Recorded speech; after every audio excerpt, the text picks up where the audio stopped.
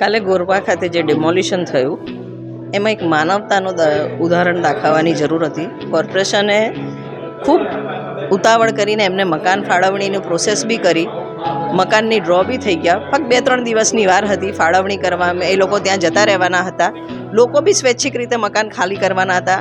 કોઈ બી જાતના ઘર્ષણ વગર રોડ લાઇન ક્લિયર થવાની હતી અને કમિશનરે એનામાં ઇક્વલ સપોર્ટ આપેલો. તેમ છતાં કાલે ગાંધીનગર હતા, એમની ના છતાં બી અધિકારીઓએ ત્યાં જઈ અને 2 દિવસ માટે ઉતાવળ કરીને લોકોને બેઘર કર્યા.